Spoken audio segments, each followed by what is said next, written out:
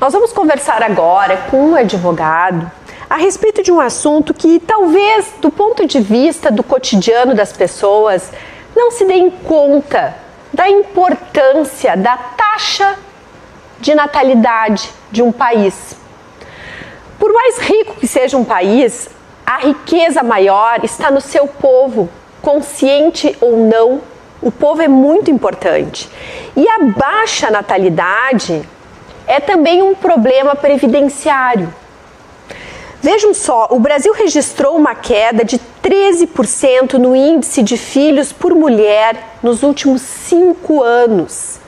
E de uma forma geral, o número de filhos caiu de 2,9 milhões para 2,5 milhões entre 2018 e 2022. O maior número de nascimentos ocorre entre mulheres de 20 a 29 anos, mas a trajetória também é de queda.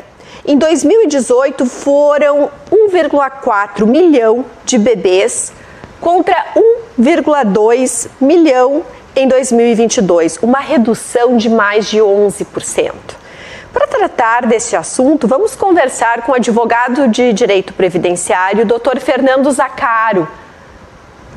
Boa tarde, tudo bem, Dr. Fernando?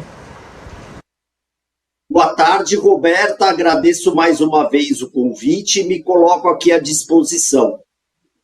Dr. Fernando, o senhor poderia explicar de uma forma assim fácil para os leigos o impacto previdenciário da baixa natalidade de um país? Com certeza, né? Quanto menos pessoas que nascem, consequentemente, menos pessoas vão contribuir para o sistema previdenciário no futuro. E isso há um grande impacto, principalmente no Brasil, em que a expectativa de vida do brasileiro ela está se alargando ano a ano. Então, é mais gente precisando da Previdência por mais tempo e, em contrapartida, menos pessoas ingressando no sistema para contribuir. E como que a gente poderia solucionar esse problema? Uma vez que a gente não pode exigir que o Estado, e até não seria democrático, a gente exigir que as pessoas tivessem filhos, nem aquilo que a gente viu na China, limitando números de crianças. Como que a gente pode garantir a previdência independentemente da natalidade? Isso é possível?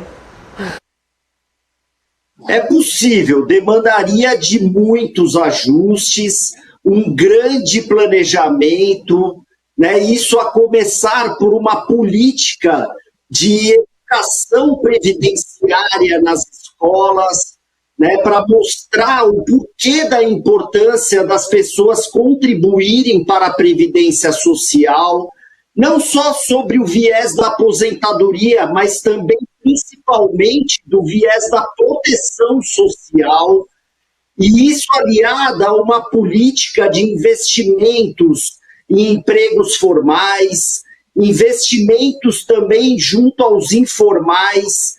Esse movimento do governo agora junto ao Uber é muito importante para que os informais passem a contribuir também com a Previdência Social e também o próprio governo estabelecer um marketing positivo da Previdência Social, né? O que nós estamos vendo, principalmente agora com a revisão da vida toda, é um marketing negativo. Primeiro, o governo fala de um déficit de 46 bilhões.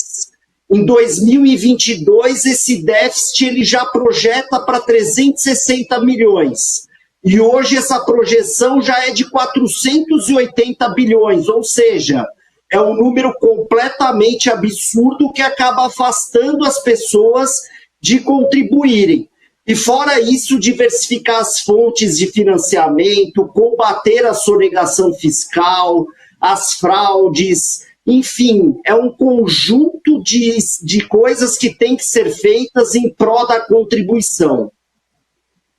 O senhor trouxe uma série de pontos que são extremamente importantes alguns bastante complexos e que até do ponto de vista pragmático, eles serão talvez impossíveis de nós chegarmos. Mas, dentro de todos dessa sua análise, o senhor trouxe alguns aspectos que me parece que são primordiais. O senhor falou assim, logo no início, as crianças deveriam ser estimuladas a contribuir na Previdência. Só que quando as crianças, elas estão atentas, e se é uma coisa que criança é verdadeira. Como é que a criança vai verdadeiramente confiar num Estado que ela percebe que a educação que ela tem não é tão legal, a não ser que for paga?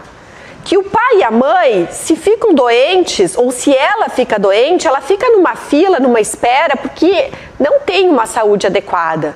Na casa dela, ela vive cheia de medos e que só se tem uma segurança, às vezes privada, quando há, próximo, ela tem uma sensação de segurança. Ou seja, fica na cara de qualquer um, e eu estou usando esse exemplo, que enquanto não se tem uma melhora de serviços e ao mesmo tempo uma concorrência privada em que aparece uma coerência e uma organização que você contribui e você tem assegurado, ninguém vai brincar, é um contrato, tá ali.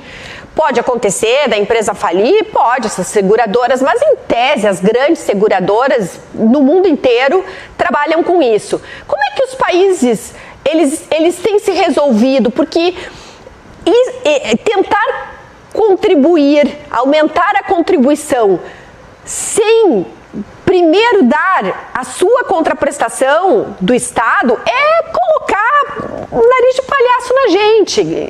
Eu falo enquanto povo brasileiro, a gente não é palhaço, a gente enxerga. E quanto mais a gente tem hoje a condição de ter informações, a informação deixou de ficar ali na mão de poucos. As pessoas trocam informações, descobrem o que de fato acontece, as verdades vêm à tona. Então, assim, esperar que a Previdência se organize com base no apoio popular, sem primeiro dar para a população de modo que ela comece a confiar de novo, é um grande passo, mas meio que impossível. Como é que a gente resolve isso de uma forma mais pragmática e entendendo que quem vai fazer a movimentação de leis é um Congresso, às vezes viciado, com parlamentares que pensam que têm poder, eles estão políticos, mas eles acreditam que eles são. E eles acreditam na cadeira cativa deles, mesmo entregando uma porcaria de trabalho pra gente. Então, assim, olhando para tudo isso, como é que a gente resolve? Porque uma das razões que as pessoas não têm mais filhos é porque tá caro ter filho. E por quê? Porque elas têm que pagar 2 vezes. Elas pagam o imposto que deveria estar recebendo de volta na saúde, na educação, na segurança pública, elas não têm. Então, além de pagar impostos, elas ainda têm que pagar o colégio, elas têm que pagar o plano de saúde. Ninguém é palhaço. Como é que se resolve isso? Não é uma coisa tão fácil de se resolver, né, Roberta? Mas a gente tem que observar, apesar de que realmente existe a previdência privada e outros produtos e tudo mais, não há nenhum produto similar e tão bom quanto a previdência social, do ponto de vista em que essa pessoa ela tem total cobertura dos riscos sociais, né? E quando eu falo de riscos sociais, eu falo de uma incapacidade, uma invalidez, ou até mesmo a morte, e não existe nenhum outro produto que, além disso, garanta também uma aposentadoria vitalícia e que isso, após, ainda se transforme numa pensão por morte para um eventual dependente. Então, assim, o produto ele é muito bom. Eu acho que o grande problema é como ele é vendido para a população, né? Porque se a gente começar a explicar para os jovens, né, as pessoas acima de 16 anos que podem começar a contribuir com a Previdência Social, que existe sim um produto em que você vai contribuir um valor ainda que mínimo, né? Você contribui ali 11% do salário mínimo, um pouquinho mais que R$155, e se ele contribuir isso daí por 15, 20 anos, ele vai ter direito a pelo menos um salário mínimo quando ele completar a idade, e fora isso ele está coberto contra esses riscos sociais. Eu creio que vai começar a plantar essa semente na cabeça das pessoas de que é importante sim contribuir, ainda que com o mínimo, para ter o mínimo de proteção social. Forma da Previdência que foi tão ovacionada pelo povo. Creio que foi um dos poucos países no mundo que o povo foi às ruas pedindo a reforma da Previdência para justamente cuidarmos das contas públicas numa época que nós estávamos com a Lava Jato, botando ladrão e corrupto na cadeia, valorizando um trabalho da justiça. As pessoas, o Brasil estava num momento de efervescência e recebendo a toada disso tudo. Foi suficiente para resolver o problema previdenciário ou nós temos um novo caminho para fazer novos ajustes? Suficiente totalmente, com certeza não. É o que eu falei, a reforma ela precisa vir junto com outras políticas, né? De investimento em infraestrutura, nos empregos formais, trabalhar com esses informais, né? Fazer uma política para que o envelhecimento ele seja mais ativo, ou seja, a pessoa não queira se aposentar, né? Ela tem uma expectativa de vida alargada, mas ela vai continuar ali no sistema previdenciário até para melhorar a aposentadoria dela no futuro, né? Então eu acho que não é uma só forma, são várias formas e não é fácil realmente, mas é importante começar.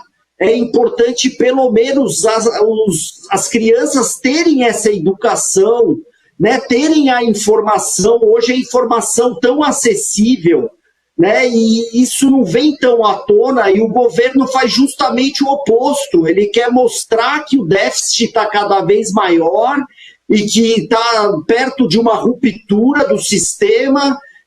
Na verdade, não é bem isso. Então, eu acho que deveria ser feito toda essa situação contrária para que desperte nas pessoas essa vontade de estar num sistema contributivo que eu entendo que é, sim, muito positivo, desde que associado a essas outras projeções. Falar que o atual governo ele tem falado muito em déficit. O senhor, na sua opinião, o senhor acha que há alguma intenção nisso? Qual seria? Olha, Roberta, para mim está muito claro que o governo, principalmente agora com a revisão da vida toda, ele está inflando cada vez mais esse déficit, para que os ministros do Supremo e a população em geral, elas comecem a entender que existe uma posição muito caótica na Previdência Social, para não conceder essa revisão, e eu entendo que essa revisão não terá esse impacto que o governo está projetando de 480 bilhões, né? Se a gente pensar que essa projeção em 2019 era de 46 bilhões, é impossível que hoje ela represente 480 bilhões. E a gente sabe que essa revisão ela vai atingir um número muito pequeno de segurados. Então, eles incutem essa sensação tanto na população quanto nos ministros para levarem essa vantagem, entre aspas, só que, ao mesmo tempo, desacredita o próprio sistema previdenciário, que eu entendo que é uma situação completamente absurda. Excelente os seus apontamentos, doutor Fernando Zaccaro. Muito obrigada pela sua participação. Volte sempre, que é muito importante nós tratarmos desses assuntos para que a população compreenda e se envolva nesse assunto. Muito obrigada. Eu que agradeço, Roberta, e eu fico à disposição quando precisar, estarei por aqui.